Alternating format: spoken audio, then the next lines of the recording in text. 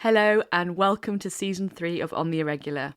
I am so excited to be back sharing stories from the inspiring women I have been lucky enough to talk to for this podcast. Every single conversation has been entirely unique and thought-provoking in different ways. I feel truly privileged to be at the listening end of such remarkable stories of resilience, wisdom and vulnerability. I cannot wait to share this new collection of conversations and look forward to hearing your thoughts and what they mean to you. Thank you for listening.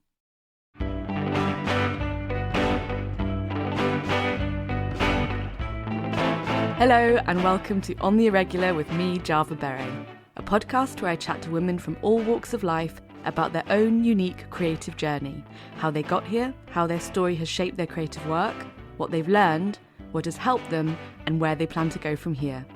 It's an irregular journey for so many of us, and I'm delighted to offer a platform to share these fascinating stories and wells of wisdom. In this episode, I chat to artist, designer, maker, and soon-to-be qualified yoga teacher, my friend Lynne Morris. Throughout this conversation, you will witness Lynne's ADHD in live, gorgeous technicolour action, and you will also witness my giddy inability to stop cackling every 30 seconds.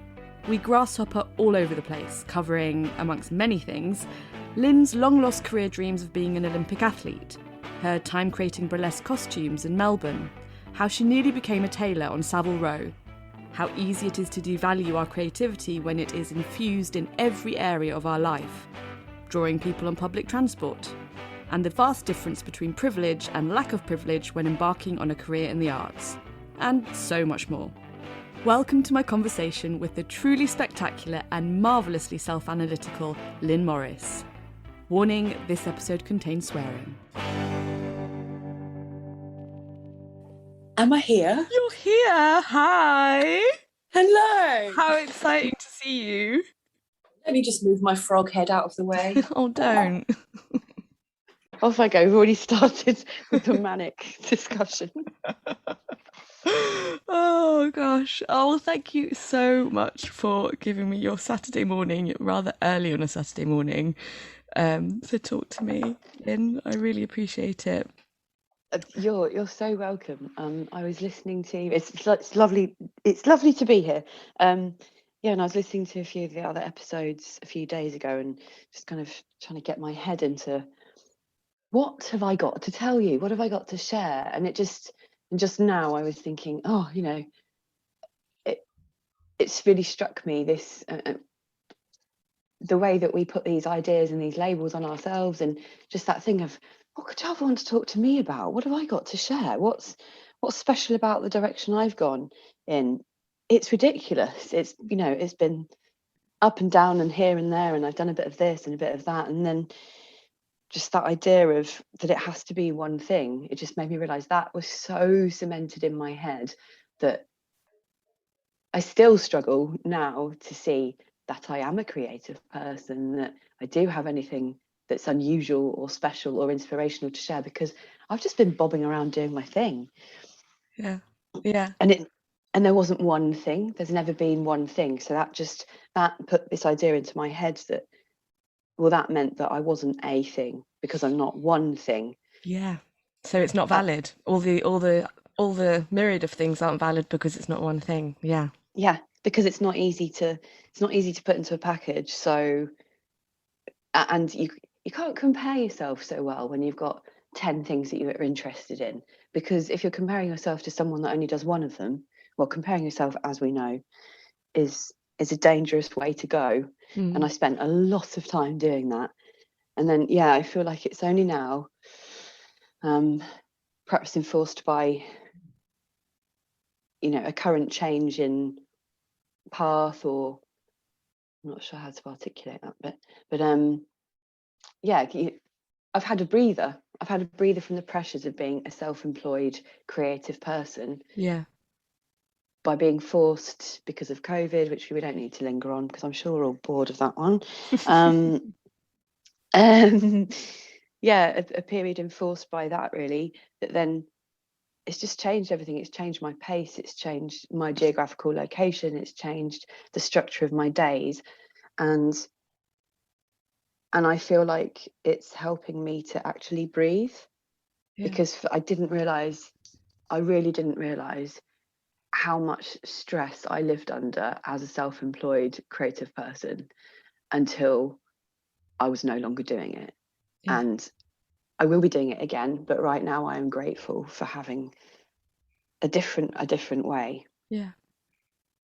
Yeah, I can see that.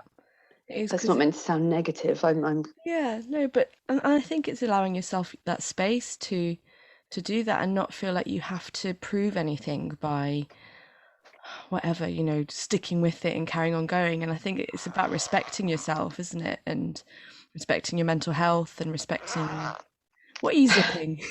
sorry, I'm a real fiddler. You know this, Java.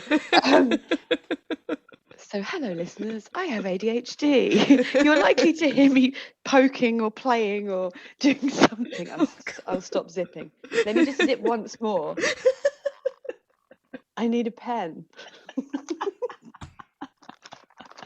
I love to write notes as I go because I think outside of my head, and then sometimes you go, oh yeah, that was a really good one, and then if I don't take a note of it, it's gone. And I sort of draw on them as well. Yeah, I like drawing while I'm talking. Yeah, kind of just like drawing the shape of your thoughts. Get your pen out. Are you drawing now? I've not got space. Have you seen how much stuff I've got on my desk? You just have to go straight onto your leg or something. That's true. I'm wearing shorts, so that would be possible, yeah. Come on, Java, free yourself. Okay. My brain will be leaping around all over the place, so feel free to be my tether. Okay. So, yeah, I think it's really important to respect yourself and your mental health, and even if you don't feel that you're not doing something that you think aligns with your image of yourself as a creative or whatever you do, it's like, well, allow yourself to step out of it and like what you're doing. It's so important. It's all part of it, isn't it? It's all part of it, and it's why it's so complicated and why it's so hard, and it's why we have these conversations, because it is not straightforward. Yeah, this idea of the idea of sort of what you wanted to be, who where you are, that any of these are static, I think is the biggest lie that we're sold. Yeah. And although maybe perhaps there's that thing of you wouldn't believe it until you're in it. My brother and I were talking about this the other day. If you could tell I was thinking, if I could tell my 21-year-old self something, it would be, go to bed earlier, you idiot. Nothing's happening at 4 a.m. when you're okay, maybe if you're out having a great time or with friends, but if you're at home ferreting around just because you enjoy the fact the rest of the world's gone to sleep, and what are you achieving? You're just knackered. To be fair, I still do that. I'm nearly 39. I'm thinking my 21-year-old self was never tired, so she'd have thought this was the most ridiculous thing she'd ever heard, because no, 2 hours sleep was more than enough. Oh my God. Oh yeah. But the idea that you might know what it looks like, so you know what to be measuring yourself as. Yeah. It doesn't look like anything. And where you get the ideas from of the thing it needs to look like and why, because that makes me think of I've had therapy over the years, over the more recent years, and I'd say the method that I work with now, or the therapist that I work with now, and the line she would use, what do you call it, the type of practice that it is life-changing. But one of the things we talked about at one point was, what did you want to be when you grew up? And we sort of dug into why. And it was so interesting because I wanted to be an Olympic gymnast. Wow. And Java, there was no basis in reality, which I guess is fine. It's okay to have these. You've got to be able to fantasize, right? Someone was talking about that as well one day, about the act of fantasy thinking, or the ability to fantasize, like the place of fantasy, how precious that is. And it's like this constant ongoing sort of personal artwork. And I thought, yeah, I have lost that art of just letting my mind go. Yeah. I'm not likely to think now that I could be in the gym now.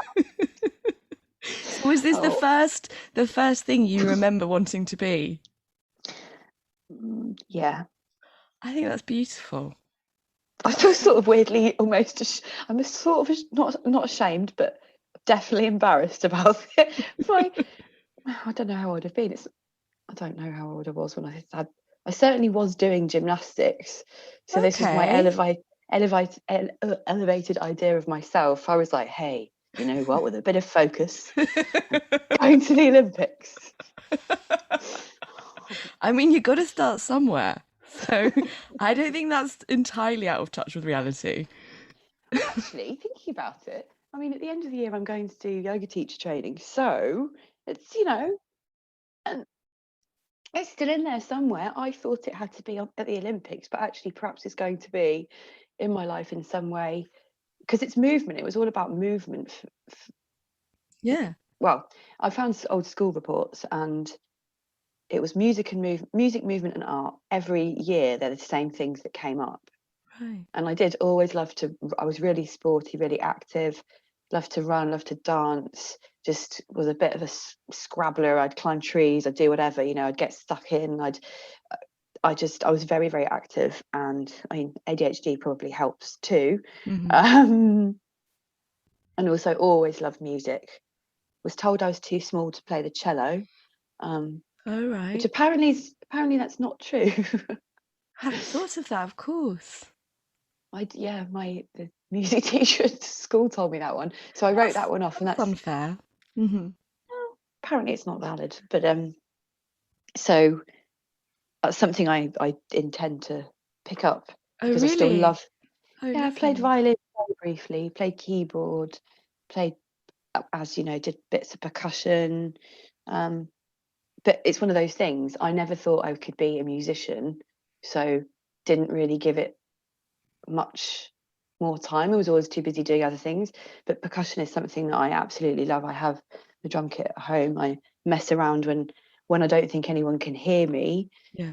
because I'm also always judging myself about not being good enough. I'm a horrible, horrible perfectionist.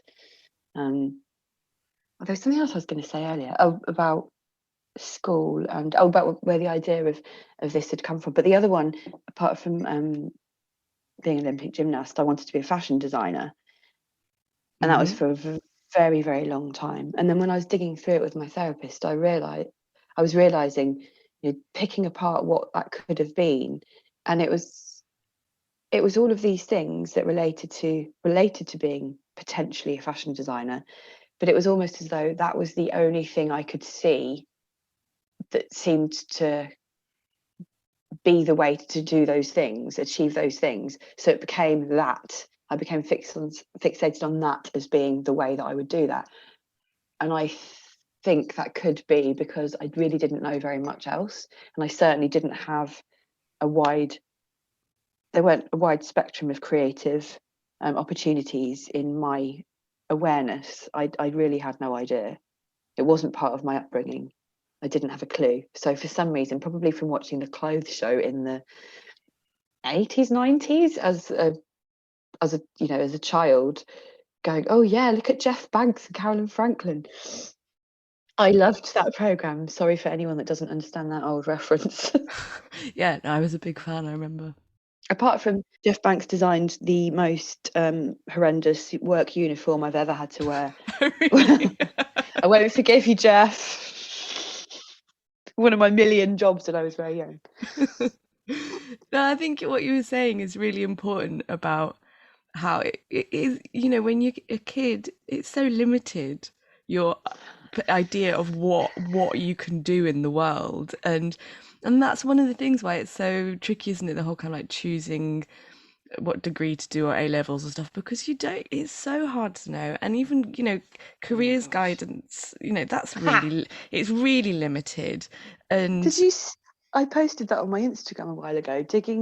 My mum doesn't throw anything away, so I've found every piece of school work and everything I've ever touched. My mum's kept it somewhere. So over the years, I've slowly picked through them all and sifted through and decided what's actually necessary to keep. And it's really sweet because she always says they're not my things to get rid of. And it's been really nice because she'd kept things that I absolutely definitely wouldn't have kept. And there was stacks one day, and there was one, and it included a letter from a careers advisor. And I remember being really frustrated at the time at school. And when do you see them? When you were about, what, 14, sort of 15? Yeah, I think so, yeah. Yeah, and I remember, I was pretty academic. I was a bit lazy. Yeah, I was really easy distracted. I'd always like forget to do my homework and get into trouble for that. But it was never it wasn't deliberate. I was just a bit. I just didn't think in a linear fashion, and there wasn't any sort of support for someone that clearly just couldn't do things the way other people did. But I wanted to. So I was really keen to go and talk to a careers advisor. I wanted to go to university. I wanted to study. I really wanted to push myself, and I remember being really frustrated because I just got this letter, and I think I listed it as having 27 different career options in this letter. I still have it. I'll find it. And I found it again and thought, no wonder I was frustrated. This is ridiculous. Wow. Oh my God. Because then you arrived at a point where you said that you were fixated on being a lawyer, from Olympic gymnast to lawyer. I mean, my fixations can be brief but very intense. That's part of the way my brain works. And what had led you there? I guess I've always been aware of how different people's lives can be, because when we were growing up, my dad was quite sick, so that there was a lot of things going on in our house that other people didn't know about. We didn't talk about it. We didn't talk about it within our unit of my brother and my mum and my dad. We just kind of ignored it and carried on, for reasons that they're about the way that my dad was raised and the world that he grew up in, and what was socially acceptable to talk about for him. So then we were kind of led by that. So there was a lot happening, and so it was funny. My art teacher, she was the only one that ever noticed or said anything to me, and I remember being pulled out of class one day and her saying, "What is going on? What are you okay?" And I was just so stressed and tired and scared, but I didn't want to tell anybody. None of my friends knew what was happening. It was, and so I always had this understanding that what we see on the outside it could in no way reflect what's happening within. So I've always had this sense that people have got their stories, and some people are more equipped to fight the things that need to be fought than others. And so I don't know why I thought that would mean that I would make a good lawyer. I'm not sure. I also love to prove a point. When I was younger. I hope I don't carry that one still now, but because I was so creative naturally, and so I'm thinking, earlier on when I was thinking, what have I got to share? Am I a creative person? It's been so much part of the basis of who I am for so long that I think you can't really see it anymore in a way, because it touches everything that you do. But I will also have this idea that you had to be academic or you had to do something, I'm doing air quotes, important.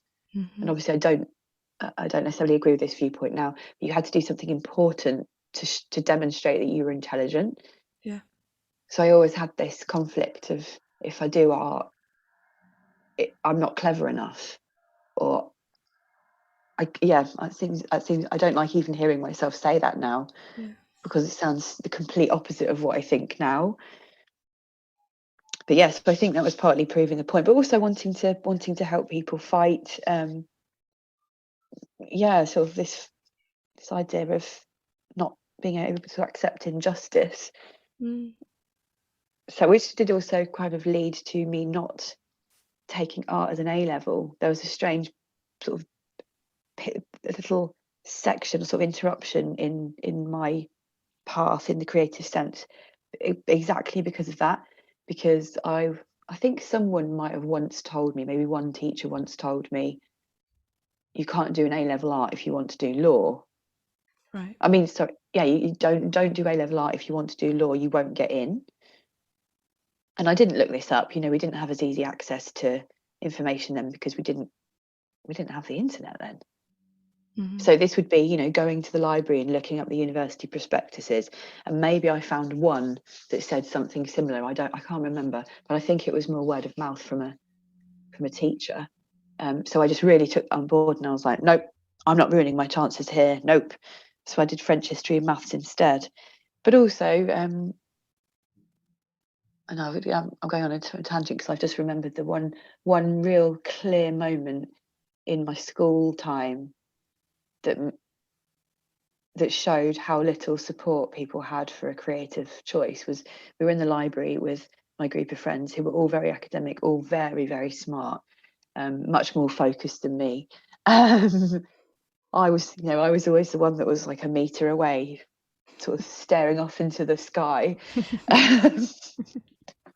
or late, trailing behind, you know, like running with my toast in my mouth, that kind of thing. My shoelaces undone.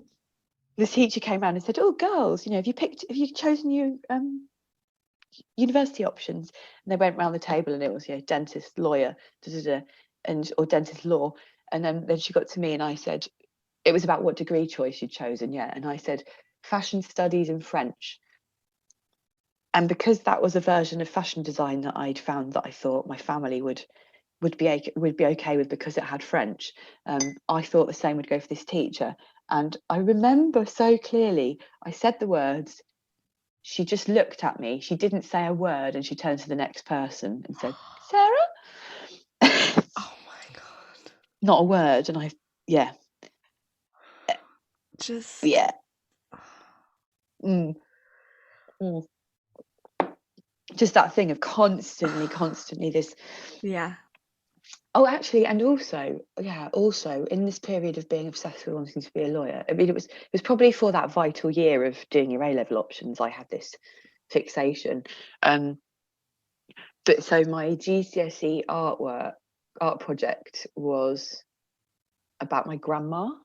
Mm-hmm. And so I did this series of sketches and studies over months, visiting my grandma, and she did sittings for me, and they were all sketches and prep sketches towards doing this acrylic painting, a portrait of her, which I did in the final exam. And over this, no, when was it? It must have been at some point before we'd started our A level, so I'd already made the choices for which A levels I was going to do. My art teachers just went on this campaign to get me to do art. So they'd send messages to my friends or through my friends, say, "Can you go and speak to whoever? Can you go and speak to her? She wants to see you." And I was like, will they stop doing this? Because it just felt really, really pressured that they were asking to see me because they wanted to know if I'd chosen my options. And I can't remember at which point, but it must have been in the summer that I kept being told, you need to go and collect your work. You need to go and collect your work. But for whatever reason, I kept forgetting or didn't do it or whatever. So they burnt it all. They burnt it all. The school burnt all my artwork, or they burnt everyone's artwork because it had been left in the drawers for too long. Is that even legal? I mean, I'm not sure now if you would do that, but seems a bit dramatic, right? Like, so exactly, that's the bit. I still feel a bit skin crawly now when I think about it. Of all the things to do, it felt like such an act of violence. Yeah, it's like, I mean, I'd kind of understand putting it through the shredder, but oh no, that seems to hurt even more because then you'd have the shredded remains rather than just no remains. That's very true. So yeah, so I wow. I then took this as a real statement of. I think I took it sort of almost like an act of violence, and I'm saying this very flippantly, understanding that this is, you know, the world that we're in right now. That's not probably an appropriate term to use for the burning of some artwork, but although I understand that. No, though. actually, I think it is. No, yeah, I'm thinking I would say that about if you're burning books or yeah, exactly. Just I'm putting it as being my teenage pointless artwork that only meant something to me, but actually it was so significant at the time, because it's been so long, and it was this, it was who it was, and what she meant to me, and what that time had meant to us, because it's been amazing spending this time with this woman that I didn't really know that well, because, well, like we, how well do we know anyone if we don't spend time alone with them? Yeah. But yeah, so after that I thought, right, that's it. Absolutely no way. If you thought I was that good, if you thought I should have done A-level art, you wouldn't have done that. You'd have just slipped mine to the side in a drawer and waited for me to come and get it. But you'd put it in the pile with everyone else's. So no, I will not do your A-level art.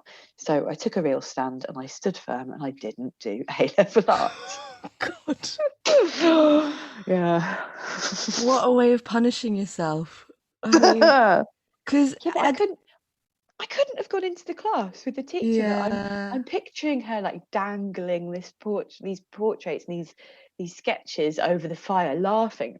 Obviously, that's not what happened, but that's I think we find does. ways, don't we, of kind of confirming our greatest fears through things that, they can be meaningless. Like these teachers clearly didn't think about it, but that for you was confirmation of, well, I was right. I'm not an artist or creative, and they've just proven it. So yeah, it's like we kind of like pick all of these ways, all these signs. Yeah, it's exactly what happened. That was exactly it. So I just thought, well, they would have, if I was that good, they wouldn't have done that. Yeah. Great, I made the right choice. Let's go and fail French instead. So exactly 2 years later, when I'd done a very bad performance in my French exam, I think I got a D, and that's not terrible. I appreciate that, but I wanted it to be higher, even though I'd done no work for it. I didn't deserve it at all. There was still a bit of me hoping to open the paper and have 3 A's. That didn't happen. But yeah, so I got a grade that couldn't get me to university, so I had to stay back for a year and do some more A levels anyway, where I ended up doing art and 3D design. But when you look back and you think, I've got a friend from that time who I only saw her for that year, really, and we're still really good friends now. We see each other very rarely, but she's one of those ones that makes no difference with. I love seeing where she's gone. We've gone on completely different paths. She's got quite grown up kids now, and a partner. They've been together for a really long time, got a really fantastic career in something completely different. So it's always amazing to catch up with her, and I'd never have met her if I hadn't had that year in that place at that time. The way that the things, definitely. And you'd said that before. I think I saw that in a note about the value in the things that you do along the way, or the jobs that you do. I have done so many jobs. COVID was the only time I haven't had one, and so I destroyed myself mentally by judging myself, criticizing myself, thinking that the COVID year, I said the COVID year when I appreciate it's gone on a lot longer for a lot of people, and it wasn't just a year for a lot of in a lot of people's lives, the way it's impacted them. So I'm very lucky to be able to reference it in that way. But if I say specifically 2020, that year, the things that I applied and used as a way to confirm my failings, it was quite extreme. But because it was the first time in my life where I didn't have any work, and I couldn't get any work, and I didn't know how to work within that setting. And before that I don't care what you have to do when you have to do it. You just crack on and get on with it, because there's always something you're going to learn from it, no matter what it is. I spent the COVID Christmas working at the Royal Mail sorting office, and it was one of those jobs I'd always wanted to do secretly.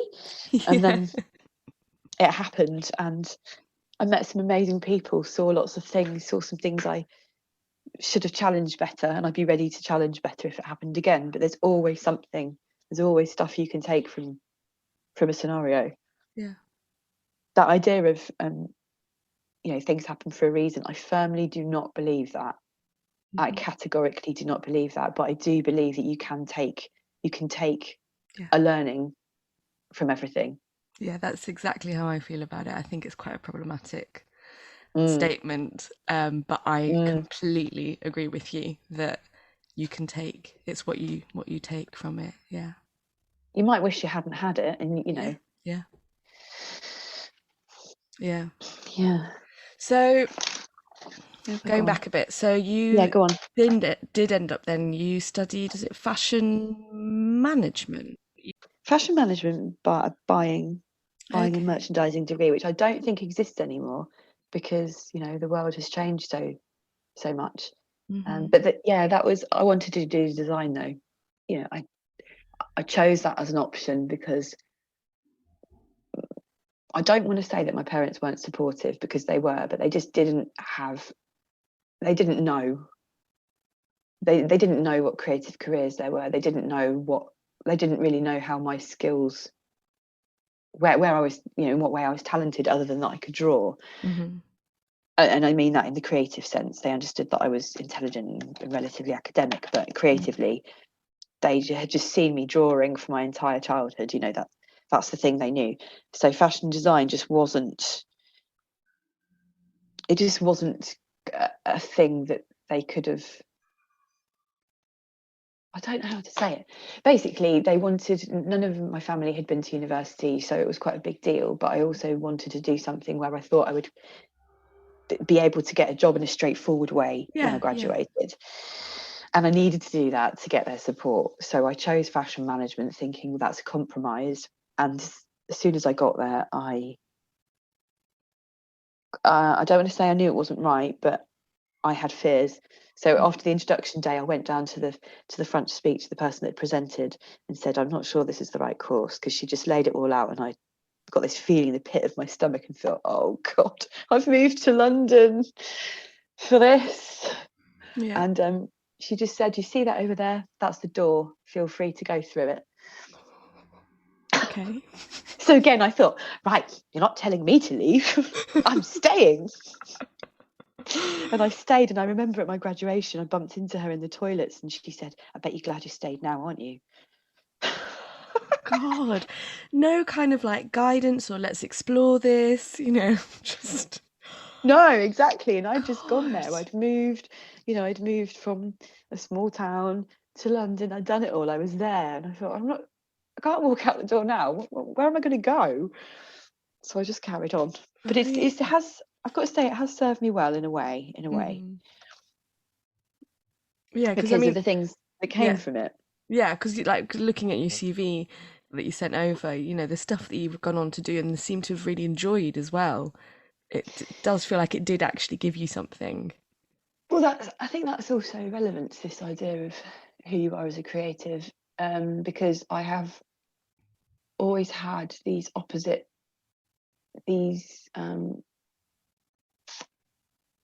got these opposite forces working. I have got this strategic, analytical brain, and I enjoy using that side of my brain. And then I've also got the other part that's, you know, that's picturing your words as letters.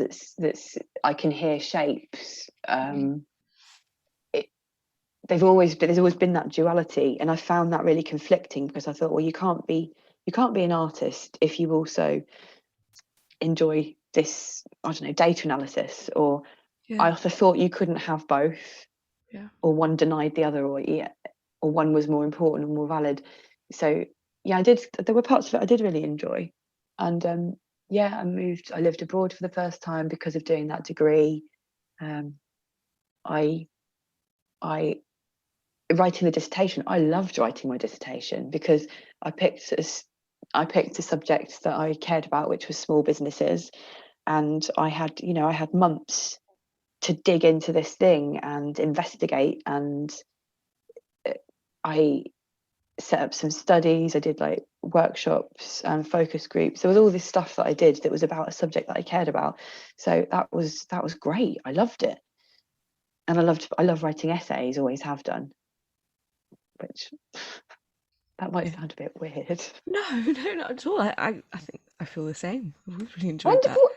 What is that? I think it's that, like, it's legitimizing. I think for me it's that when you've got that piece of work that has to be done, it legitimizes you going all, diving into something. Yeah. And really getting into the.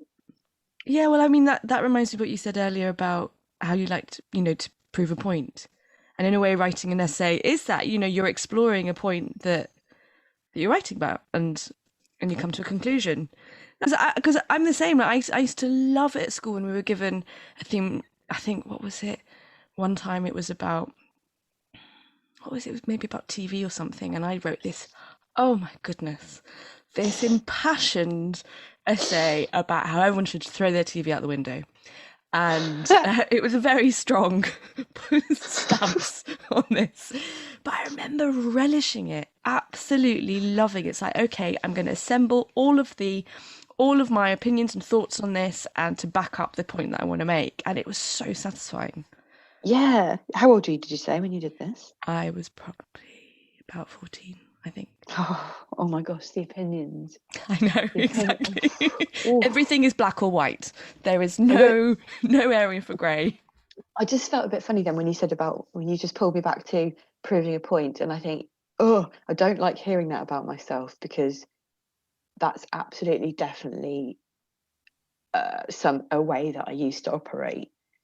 Because I think, I don't want to speak too much about personal things on my dad's sake, but the growing up with a sick parent was interesting, because it impacted him, because it created a lot of frustration, because he had restrictions because of the illness, because it dictated certain things about his life and the way that his life could be, which I can't understand how you make peace with, but there was frustration. And I talked about this with a lot of friends. Our parents are a different generation. The way they communicate is different. The way all of us communicate is different, full stop. But he's older, so we didn't talk about things. There were lots of things simmering away always that weren't being spoken about, that weren't coming out in a healthy, constructive, loving way.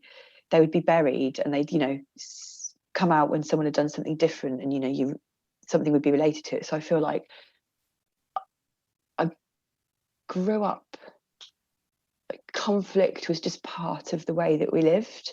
I didn't know at that point more constructive ways to express myself or make myself heard. So for constructing an argument and having a fight came really naturally. And I like to think that now I'm much less about proving a point, and I'm much more along the lines of, how can we understand? Mm-hmm. Yeah.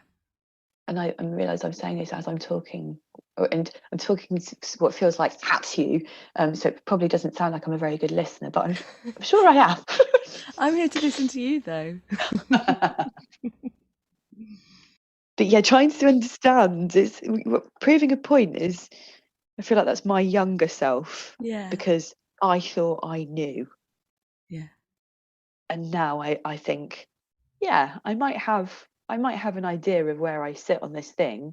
However, there's going to be a lot of people with a lot of really valuable other thinking that I can perhaps align with or can be informed by. Yeah. Because I think, wow, the amount of amazing and beautiful and enlightening people I've met so far in my life, there can only be more. Mm-hmm. Yeah. I want to remain open to this forever. That's a wonderful outlook, yeah. That's one I've got to write down. Good thing you got your pens. This episode is sponsored by graphic designer, gift maker and podcast host of Building Your Brand, Liz Mosley. Liz specialises in branding for small businesses and has created the podcast Building Your Brand to help small businesses create a brand that they love and feel confident promoting. Through her decade of branding and design experience, and with the help of her guests, Liz shares tips around branding and marketing to take the fear out of selling and to help you in building your brand. Building Your Brand is one of my favourite business podcasts around, and listening to Liz talk about her experience of podcasting is what gave me the final push to start On The Irregular. Her chats with guests are informal, warm, yet highly informative and valuable for any small business owner. Released every Wednesday, you can find Building Your Brand wherever you find your podcasts. And if you enjoy, remember to subscribe and leave a review, as this truly does help. You can also head to lizmosley.net to find out more or get in touch, and on social media at Liz Mosley. So, after your finishing your degree, you said that you went abroad and you lived in Amsterdam and worked for Nike, and then you worked for a women's wear brand, and then you went travelling. And I'm really intrigued by something you mentioned about doing a Savile tailoring course. Yeah, so when I was little, one of the jobs, my dad had a market stall, which, Dad, if you listen to this, you've got to be proud of yourself. This is honestly because of his illness and the way that employment law was in the 80s.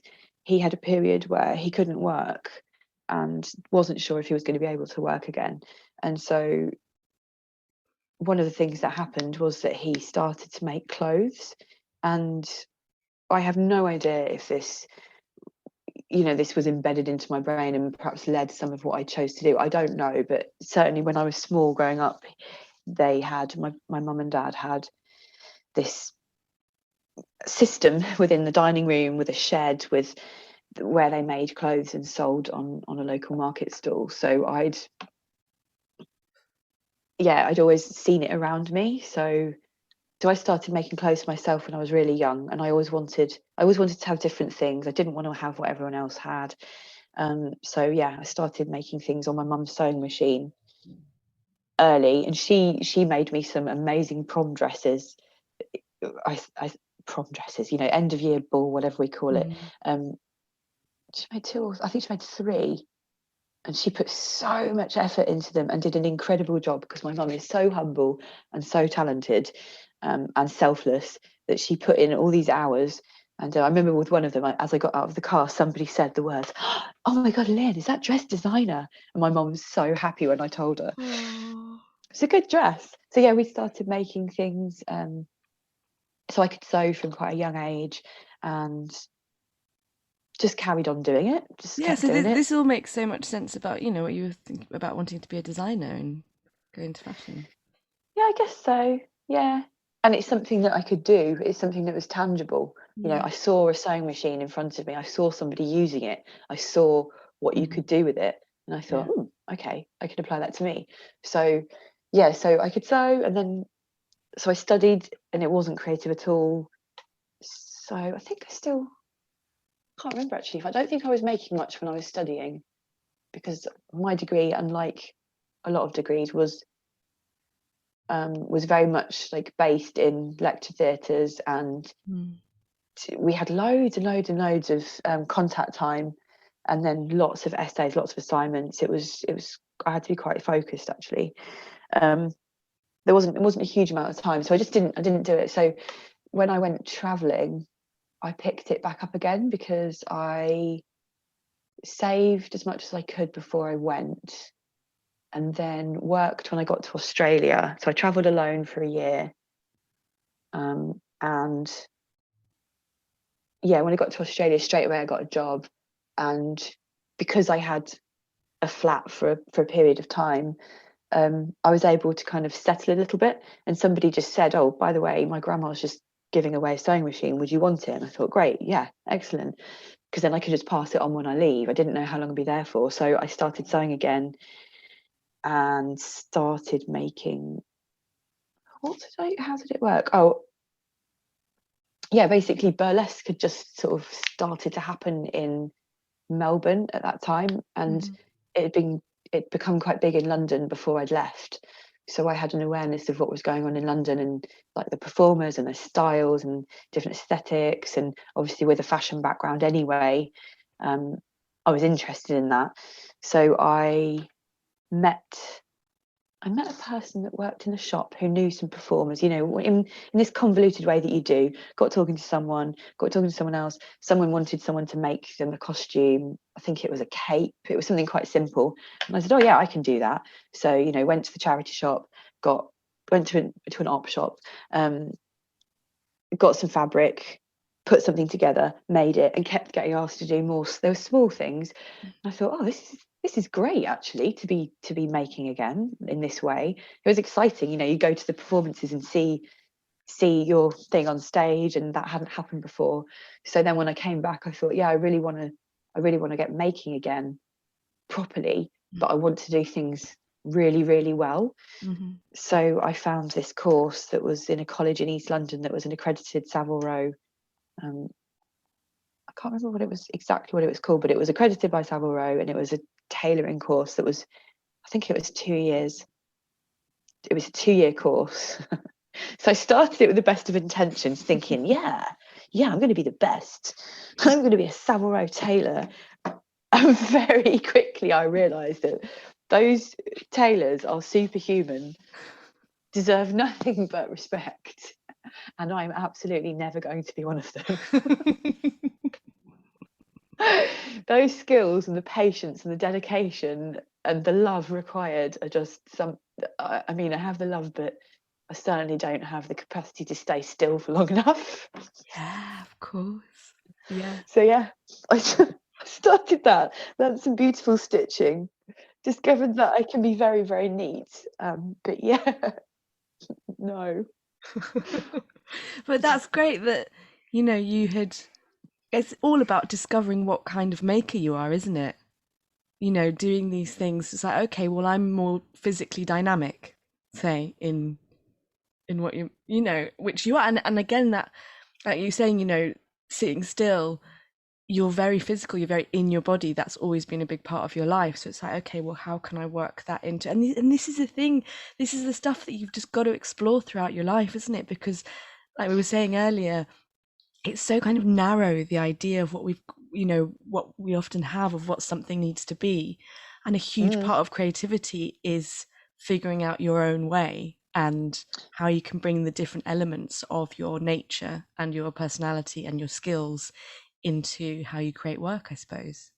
Oh my gosh, absolutely, absolutely. And that's what feels so strange about, in a way, about now, about how I feel like I can see for the first time in a long time how certain things fit together. And I think that's actually from having some distance from my creative practice as my career, as my profession, as my day-to-day life.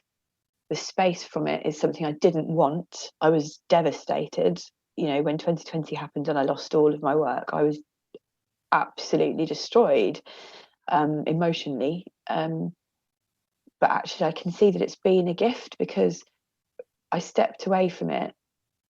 No, I was kicked away from it, but then realised that the things I'd been doing and the way that I'd gone down, the path that I'd gone down, was being led by the need to make money.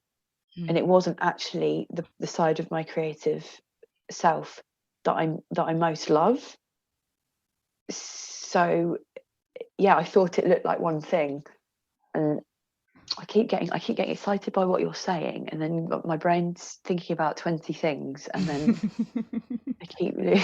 But the physical side of it, that part, yeah, you're so right. I'm just looking up at the wall now, and I can see some drawings that I did recently, and the one I like the most is one that probably took about 10 seconds. Yeah. But getting to that point, you've got to keep practicing your thing so that you can get to the point of where the flow. I don't want to say the flow, but it's when you're able to, you're not thinking about what your hand's doing. You're not. All of my favourite drawings, actually, thinking about it now, they're all of the really, really quick ones where it is just my hand. It's like your hand just sort of flies. Yeah. Something is making that work, but it's certainly not your logical mind. Yeah.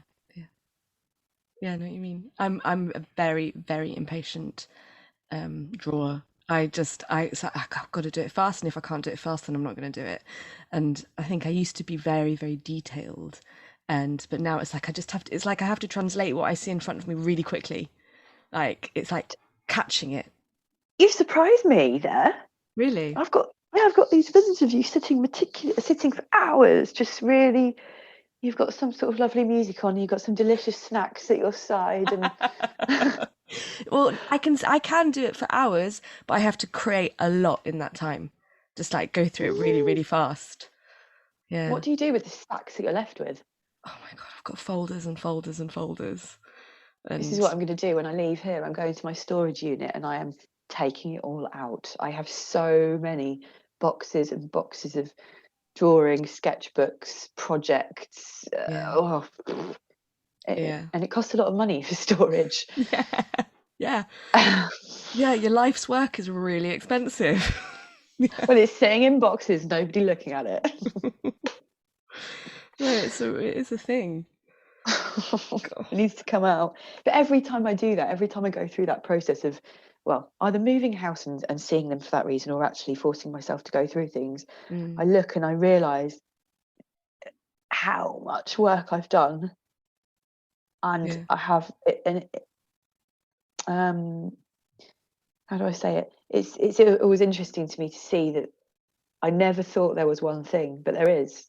Drawing, always. I haven't stopped throughout all of the different careers I've had, all of the different periods of my life where I've been moving or whatever. I've always had a sketchbook. My favourite sketches are actually drawings that I've done over the years on public transport. And I tend to put in the corner, you know, what city I'm in, what year, what date, and I just get an amazing profile of someone in 2 lines, or just do a really quick continuous line drawing, and they're just these little snippets, and then I go, what do I do with it? I love it. I love what I've captured. I've captured I wouldn't say the essence of someone, but something really recognisable. And I always wonder, will I recognise that person if I ever went back to that place? Yeah. I love your drawings so much. You're very kind. No, I really love them. You're an incredible drawer. I don't want to, like, illustrator just feels like it carries a lot of stuff. Like, you're incredible at drawing. It's really it is definitely a real gift that you and skill, of course, you know, like you said, you've kind of kept doing it all, but you've got such a recognizable style and such a clear line. Isn't it awful? I don't know what to do with those words. I love hearing you say it, and I think, thank you. I really appreciate you saying that.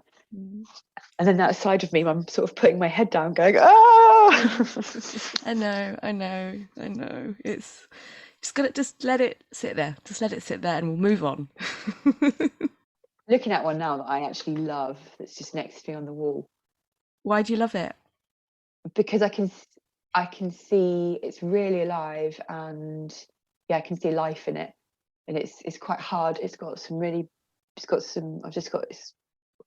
quite a lot of contrast on it. It's got quite aggressive, like, white lines, and then I've got really a combination of hard pencil lines, and then some really faint ones, and it's the life in it. It's energetic, and it's what you said before about that thing of movement. I wasn't made to be sitting down doing one thing. I love moving. I love being on an adventure. I love moving physically in any sense.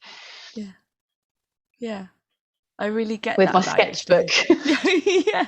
No, I can really see that, because I think about the times when, you know, I've been around you, and you're so there, you know, like you're very present and dynamic, and I think one of the things I love about you, I do kind of feel like, what are we going to get up to? That's so funny that you say that. Okay, so let's go back to 2008, 2010. You wrote, oh God, I lied my way into lots of bits of creative work on short films, fashion editorial, events, etc., all while temping and working in a bar. Why did you say that you lied your way into lots of... I did wonder if you were going to reference that, and I thought, should I say that? Is that that could be a bad move. Well, I just I think did. it's okay. So is it like, as in you lied about your experience, because you clearly were perfectly equipped to be doing this kind of work, but was it Yeah, just but I didn't. So so as I said, grew up like with the market stall in the family, then office work, and didn't, not in a creative environment at all. No creative people around me. Didn't know what there was. Hadn't got a clue. Didn't know costume was a job. Didn't know. Never really thought, even though watched plenty of films and seen lots of trailers, I'd never read them. Didn't register the amount of people that go into making a film. So never thought of this as being, oh, each one of those, that's their job. Those things just didn't seem to land in my brain. So yeah, I just didn't know. And so then when this had happened in Australia and I'd been making these bits of costumes and suddenly went, oh, people will pay me for this thing that I do. People pay me to do a thing that I've been doing because I love it and just because I feel like it. Wow, okay, then that really, I feel like that sounds so stupid, but I didn't know. And so that was the first time I'd got an idea of that. And then again, the Savile Row thing, I thought, I know people get paid to do that, however, I will never get paid to do that in that sense. And then thought, okay, well, I can give that a go. And I'd gone back again and worked for the women's wear brand that I worked for when I graduated, and it was in a rural setting, and I just used to look out of the window every day and see sheep, and that feels very different, a different prospect now at my age now to how it did at that point. And I remember looking out that window and think, if I see another sheep, I cannot bear this being my view, because I was in my mid-20s and I just wanted to be in the middle of everything, and all I could see was these fields of sheep. So I was desperate to get back to London, and I just had this vision of, I wanted to work on music videos, or I wanted to work with and combine music and making. So I went back to London, and I can't think I did it, but yeah, I just wrote to somebody. I think I found something maybe on Facebook. I found some websites that were for TV and film, and somebody was making a short film and they wanted someone to help in the art department. And I thought, I know that I can do this because I can draw, I can paint. I say that, I don't think I can paint now, but I thought I've got the capacity, so and I will work hard.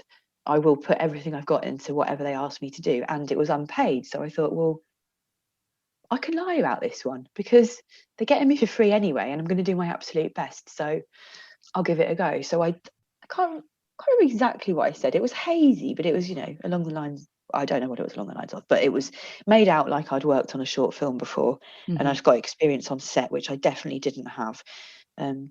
And they said, yeah, come down. So I worked, I think it was at Shepperton actually Studios, and it was so exciting because I remember thinking, I'm in. They let me in. And yeah, I did loads of rust effect on an internet mini series. Yeah, and then just from there, kind of, I met some people on that, and then I met someone in the costume department on that, and then became friends. And then my network just started to really slowly kind of build. And then from that one thing, I got asked to do something else, got asked to do another short film, got asked to do some photo shoots, and so then people like working with you, and they see a bit more each time of what you can do and go, and I think that's something that then I realized the value of that, of when you're easy to work with, people can just come to you and say, oh, hey, I've got this thing, it needs this, because that's something that you could do. So people know that they can contact you and just ask your opinion, ask for your guidance, ask, if it's not you, maybe someone who it is. So yeah, it just sort of built really organically, and I met fantastic people. So it was a lie once, and then it it was a lie at that point. I don't want anyone to think that I am a serial liar. I'm not. No. But also, No, but I there's think so many people who do that though. So many people do, the idea of blagging. So many yeah, people I think full that's the on thing. lie. Yeah, I can't imagine, like, you kind of have to, especially when you know I could do that. Like, it's inconsequential whether I've done this before or not because I know I can do it, and so I'll just remove the truth from the situation because nobody needs to know it. And, It's more that, yeah. Perhaps I used the wrong term. It's not really. Although I think that first time I did actually lie, but normally it would be that. Well, and now I see that with other people in different jobs. You think, well, they haven't done that job before, and like when anyone goes for a promotion, they yeah, haven't done that job before, yeah, but they're the best, or they're selected as the best person to use the skills that they have to apply to this role or this scenario or whatever. And there's probably a lot of people out there who wouldn't term it in the way that I just have, because yeah. they'd be more able to understand that things are not linear. Yeah, and Or I think that's I think that's why I wanted to pick up on it because it felt like a very, very harsh thing to say about yourself. Um, oh you, yeah, I'm good at that. when you clearly did have a whole myriad of skills, so but you focused on the I lied my way into there, I fooled them all, Well, I didn't know that. I guess I didn't know that. I didn't feel confident enough. Well, I did feel confident, but I didn't know what I could do because I Yeah, hadn't necessarily applied it in those ways. yeah, So, I get and that. Yeah, I never want to do I never want to do a bad job. And I have once in a while, because when I've pushed myself too far, and I've got a few that still really sit with me and feel really they feel painful, because I know that, and it's very, very few. And I could have focused on all the things that I've been delighted with, but there's still a few in there that I think, no, I found my limit on that one, and if I could change that, I would do. And there's a learning that I took from it of, I will not do that again, because that was the wrong, whether it was I agreed to do something for too little money, and so I had to push myself too far, or give way too much extra time that ends up being free and means that you're earning a lot less than you need to live on, especially in London. Or the deadline was too tight, the brief was too vague, so someone was going to end up disappointed. Or I don't know, there's a few where I look back and go, no, that wouldn't happen again. yeah. But I gave them all a good shot. And you're right, you have got the skills to do things, but it's difficult to always be confident about where Yeah. else they could work. Yeah, I know, I really get that. I know, yeah. Until you try it, until you give it, and find out. Yeah, Yeah. yeah. But it's, I guess, having those opportunities to be able to figure that out, isn't it?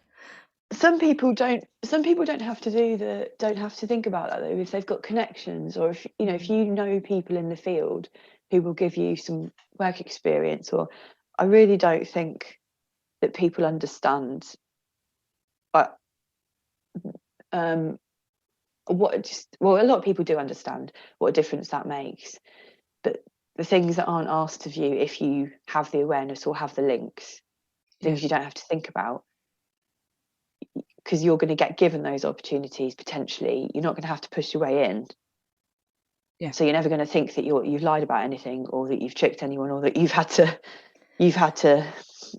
morph. Yeah, that's a very good point, actually, because I guess then that's a sense of entitlement. Yeah, Yeah. absolutely, because you're just not aware. Yeah, You yeah, haven't yeah. had to do that Yeah, thinking. and not in a malicious way at all. It's just, yeah, exactly like you just said. It just wouldn't occur to you that's not your right to be there.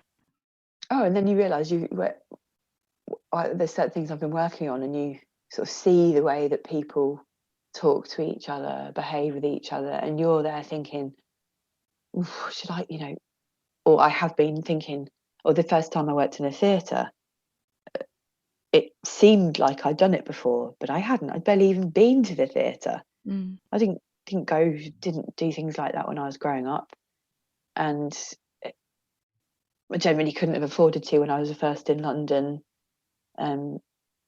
It just wasn't on my radar. and then being backstage thinking, this is so exciting, but I must not act excited. Because obviously I've been here 1,000 times before.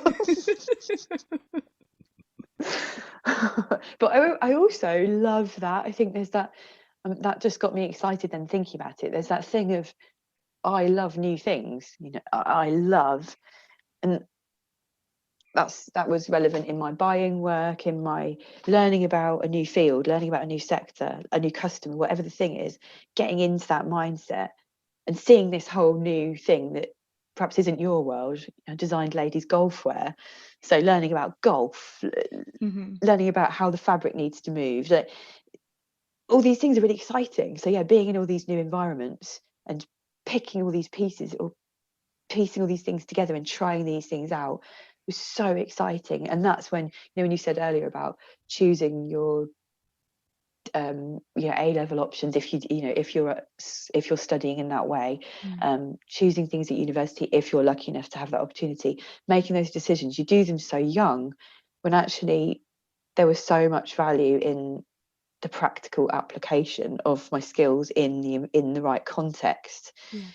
And you really quickly see which things are not for you, and the value of work experience, and just having the knowledge that things exist and being in it, it's immeasurable.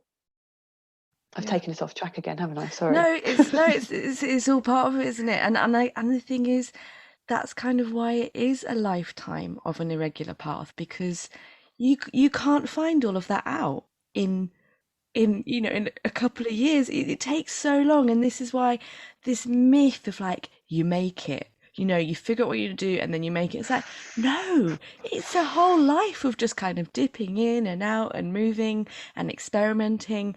And I don't want to sound trite or like cliched, but it's the journey, man. Oh no, edit this out, Java, we can't be here. Out. It's true. I mean, but also, isn't it funny how on a bad day you still forget that? Yeah. I don't know about you, I should speak for myself. Oh yeah, completely. I mean, yesterday when I walked up the stairs and I looked into my studio room, and for a good few seconds, I thought I'd been burgled because it was so messy in here. I had one of those moments where I thought, Lynne, for goodness sake.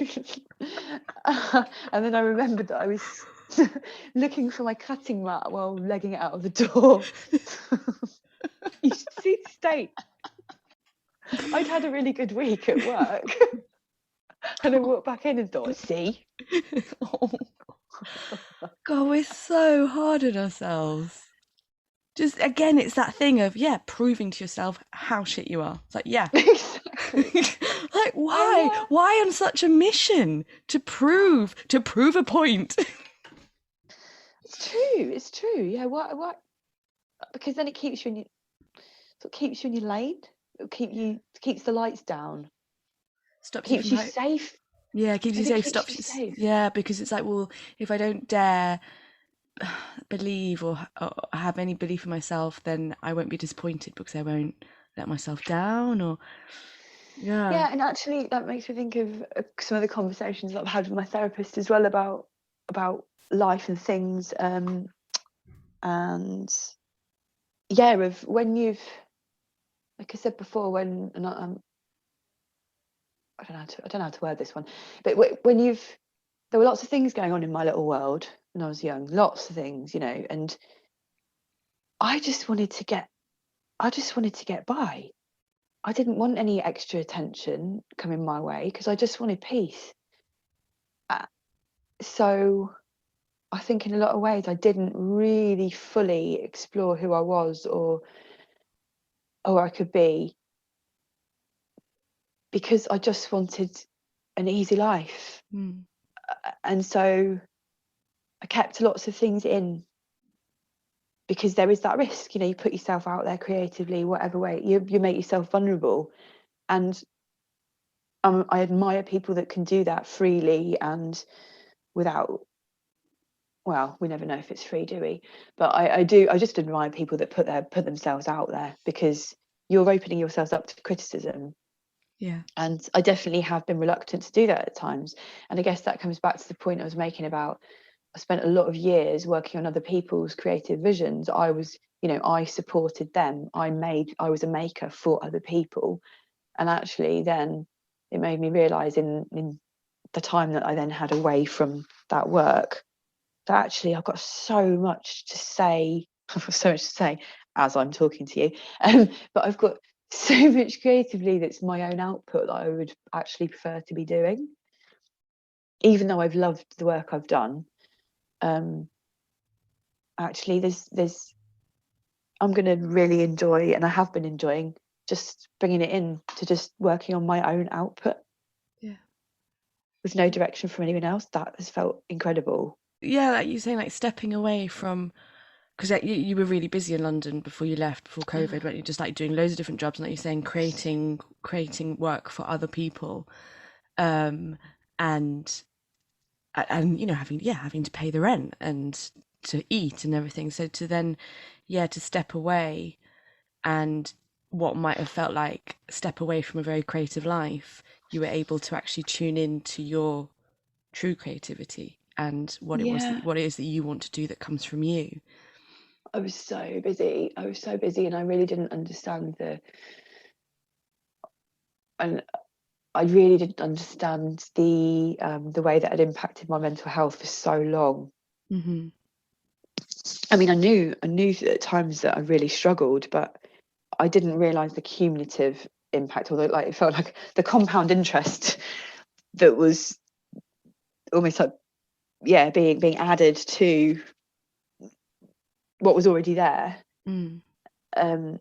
Because you just kept going, because your rent was so high. When I left I was, let's talk numbers here. When I was always trying to find the cheap option, but also then getting older and not wanting to live in complete hellholes. And I'd earn decent money, I'd earn okay, but it wasn't consistent. Yeah. And you didn't know when you'd get paid, and you didn't know if you'd get paid. And I've done some jobs for very, very, very well-known brands that we won't speak of, that didn't pay me for over 6 months. And I remember my dad saying, he'll love this, he was saying, Lynn, you've got to stop being other people's overdraft facilities. And he's like, you're acting like an overdraft for big businesses. That's such a good way of putting it. Yeah. But of course, Java, I was like, what does he know? Or just was angry with him going, it's none of your business. But eventually it's, it sunk through, and I realised he is absolutely spot on. That's exactly what I'm doing. I paid for those materials 6 months ago. I spent that time, I'd spent however long on it 5 months ago. That rent, got paid at the time, and then you've done how many other jobs did I do in the meantime that also hadn't been paid? I just found it so hard to keep up, and to do, this is the bit. And I think there's a couple of things I kept thinking I want to make sure that we get into this conversation. It was the extreme loneliness of that version of life, the precarity, and just the stress that you're carrying, because there's nothing there to support you. There are no like organizations or bodies or maybe there are that I didn't know about. I was just on my own figuring it out, being the marketer, the admin person, the accountant, the wellness coach, the mentor, doing your own appraisals. I've had appraisals in my current job, and I have a person that I work with I've got a couple of people that I work with who are the just most incredible, supportive, wonderful people that I've ever worked with. And after so many years self-employed, obviously you're not doing an appraisal with yourself. Maybe some people do, but I didn't. I never told myself I was doing a good job. I'd get great feedback, but the feedback that stuck with me was always and it wouldn't even be criticism, it would be feedback that maybe I didn't want to hear. Maybe it was about a detail of a thing that I'd really liked that perhaps they hadn't, or it would be a really small thing, which would be the stuff that would stick. Yeah. But all the good things, I didn't have a way to keep hold of them. So it just, I was just really, really, really busy all the time trying to keep all of the plates spinning, Mm-hmm. and just didn't realise what cost that was having to my health. Yeah. But which then actually loops back in with, I've got this, I will be doing my yoga teacher training later on this year, because there's something that became really clear to me, was that, in a city like London where everything is expensive. I was going to talk numbers before. I was about to move to a house that was going to cost me 700, it was either 715 or 750 pounds a month for a room in a shared warehouse. Wow. With no proper installation. I'm not sure if it was actually like a legal conversion. It was a great, a beautiful creative space surrounded by the creative people. But that much money plus bills. Yeah.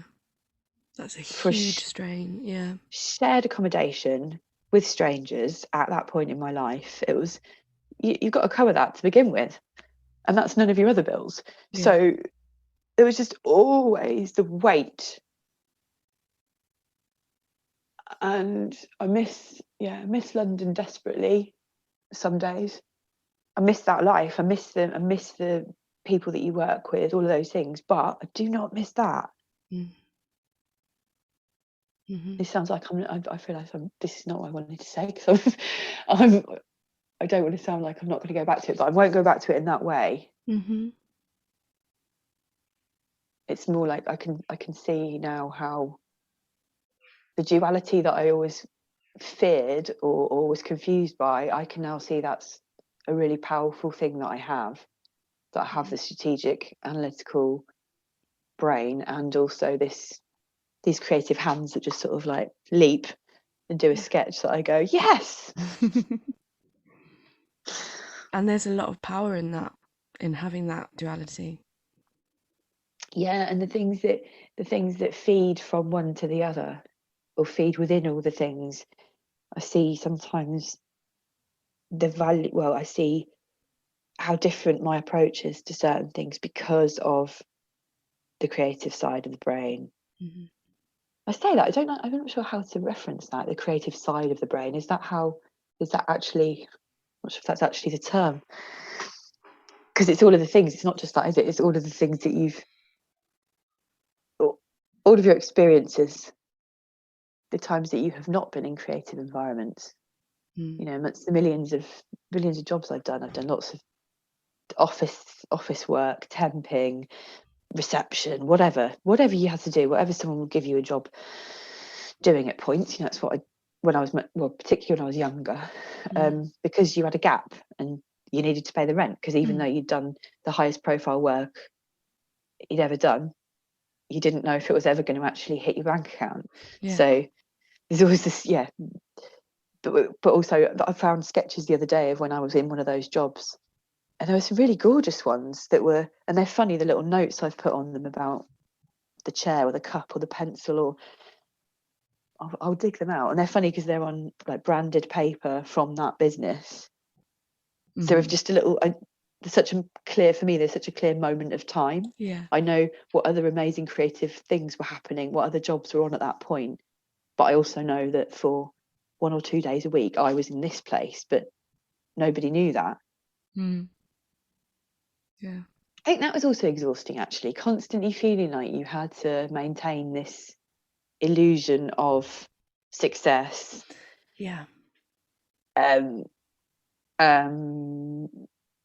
Not just success, but also that you were busy, that you were I've got loads on, and I'm doing this and I'm doing this next and that next, and that you're in everything's demand. great.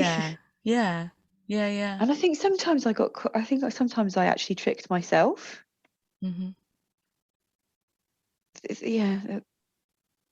was one point where I was kind of sort of between, I have ideas of, or no, I kind of have this very loose idea in my head that I should have written could have written like a pilot about this era, but That sounds quite egotistical. Like, oh yeah, No, people no. want to know about that. It's funny because when you talk about it, I see it really vividly, and it does sound visually really exciting because a lot of it that you were talking about, is like making stuff and backstage theatres and working on sets, and that is exciting. It is exciting. It is exciting. And the way that you're, on a theatre show, when you tour with a theatre show and you're backstage, it's dark. There's a real pace. The show is happening. Yeah. You're getting that person is going back on stage, so you are going to make it happen, whatever is needed. Those emergency repairs, the quick changes. Yeah. It's funny how your day becomes, for me, I immediately think of the soundtrack. You have the audio cues for what's going to happen next, and your day has this rhythm where you just automatically know where you need to be or what action you need to be doing because of the thing that you can hear, and then you're like, oh, there's that thing, I'm at the wrong side of the stage. And it is exciting. It is really exciting. Yeah.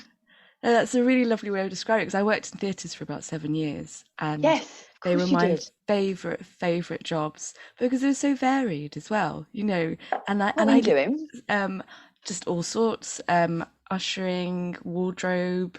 I think my favourite job was for Matthew Bourne's Swan Lake, and my job was to paint the male ballet dancers' bodies with white paint between each scene, because of course they were sweating, so they'd sweat it off and then they'd run off stage to me. And I would just run my hands down their bodies. They're not all like that, are they? That was a highlight of my theatre career. I had a similar one. That's a good one. That's such a beautiful, beautiful show, those swans. Oh my God. To be in the wings watching Swan Lake, it's that's it. It's the magic as well, isn't it? That you're part of this magic. Yeah, and I'm glad you said that, because it's also, particularly when you work with dancers, seeing how hard they work, seeing how dedicated and how much they go through to do what they do. And I imagine there are people that think, well, they just prance around a stage all day, or I don't know what people think, but when you see the reality for how much they have to take care of themselves and how much dedication it takes to do that, to perform, to learn that choreography, to keep your body healthy and able to do that, it's so incredible. And I have so much respect for all of the people that are involved in putting on a creative show. There's all those talented, amazing, skilled people on the stage, backstage, in the production team. You work with such fantastic people, and I feel like you really get to know people in those environments really quickly as well, because of the pressure. Because you see who people are when in those moments, because there'll be the people that you know that you could run to, or radio or whatever, it might not be their department, but they'll help you out, I think of, and how people really pull together, because I remember one Christmas, I think something happened with the ASM, the assistant stage manager. I think they were ill or something, and so I took on the job. I was just called in like last minute, can you come in? And it was a really prop heavy show, and so there was just this table laid out with lots of different small props that the actors needed really fast, and you needed to know exactly which prop needed to be handed to them, hat or walking stick or whatever. And I was like, yeah, I can do that, fine. And I did it for about a month. And then at the end of it, all of the actors and everybody gathered together and they gave me this big bunch of flowers and cards. And I was like, I was just handling the props. They were doing this incredible show every night, but they valued that, and they knew that I just stepped in and just, and very quickly learned it. But for that to have been appreciated was just such a beautiful indication of their natures, and how beautifully the company worked together, and really understanding that every single person is essential and just so important to and that well-oiled machine. Definitely, but of course they would recognise how valuable that small part was, because it makes a difference to their to their day, to their performance, to when there's just one thing they don't need to worry about. You know, if you had someone there who might be drifting off and not paying attention, that part would become a stressful moment in the show, in your night. Yeah. And if there's somebody there who's consistently there, maybe having a laugh or just there doing the thing, it just making it seamless. It's, you know, so much of what you do, I think, or so much of what I did so many things, when they're done well, you don't notice them. Yeah, it's like you were saying that about creativity. When you are creative in every part of your life, you just don't see it. Yeah. And the magic, it's I think, effortless. There's certain times, and I think because my ego is different to how it was, I'm not sure how different it is, but because it's different to how it used to be, I don't need to hear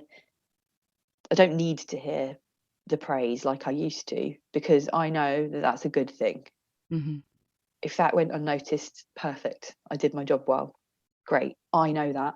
And so I think that's about having knowing myself better and having more confidence in the thing that you're contributing, means that I'm at peace with knowing that is fine. Doesn't need to be said. That's such a good way of looking at that. I really like that. I'm going to take that. Well, that's, I think, because there's that conflict. I remember someone years and years ago saying to me, "Are you an artist or a designer?" And thinking, I have no idea. I think I'm all of the things, but I think that's the kind of designer mindset there of, well, if it's designed well, it works.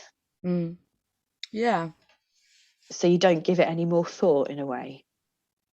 Yeah. I'm looking, going, oh, look how they've made that work. Oh, yeah, that's so satisfying. That's a really simple, like, fastening or structure.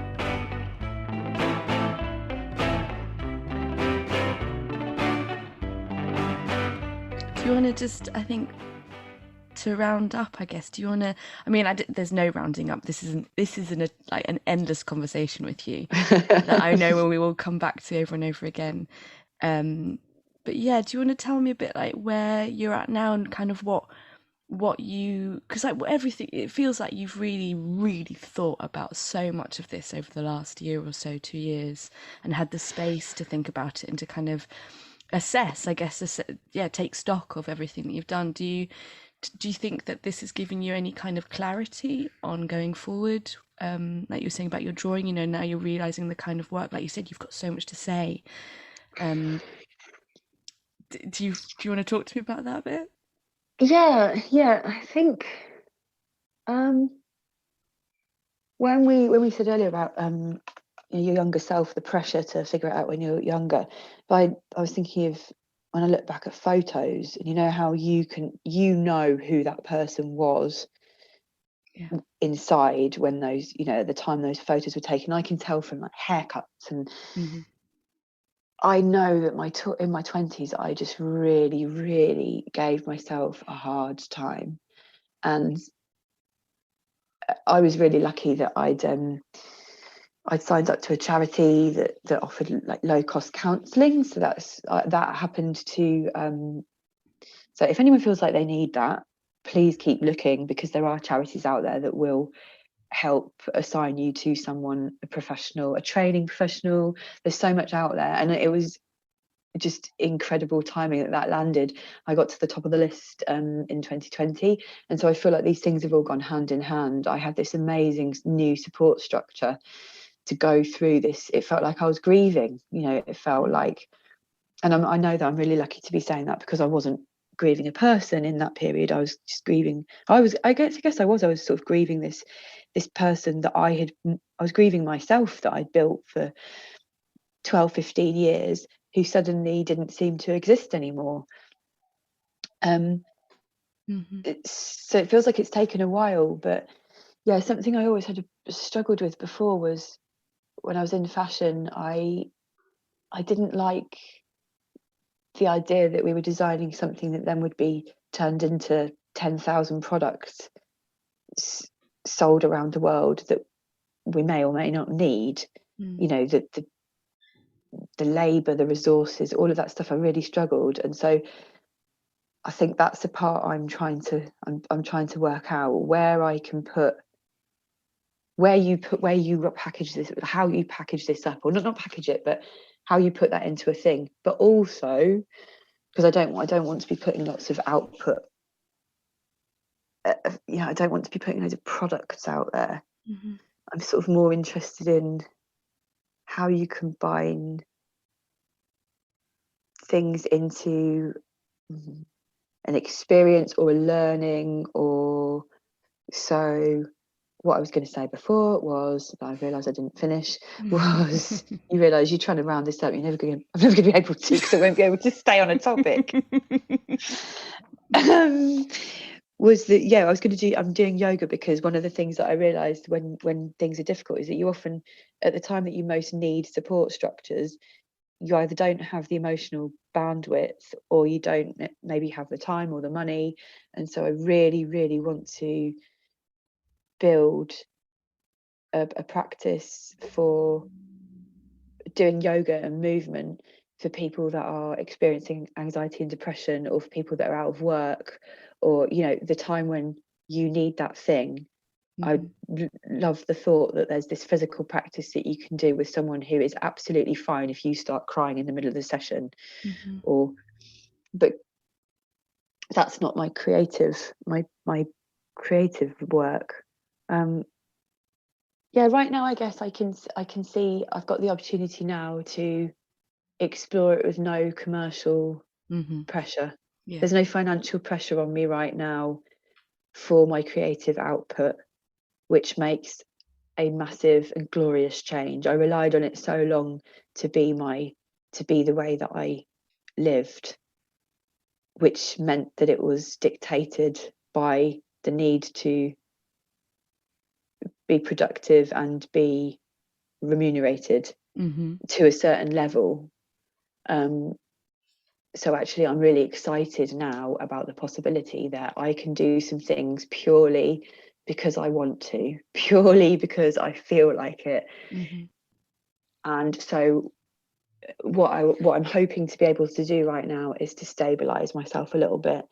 And something that I struggled with before was that I've always felt very, very strongly that I want my creative work to have a link to communities and to community practices. So it was funny how it was a particularly cruel time for me career-wise for COVID to have happened, because, and I know that's said with with that's a very indulgent to say that, but I was involved with a charity in London that are a puppet theatre, working on these amazing with these amazing people and these wonderful children, doing puppetry workshops where they would design, build, and then perform. They devise and then perform a show with their own puppets, and that was just so special. It was brilliant. I've been working for a really amazing inclusive theatre company that do theatre shows for children, for children, full stop. So they were fully inclusive shows. That was the intention. That they were brilliant.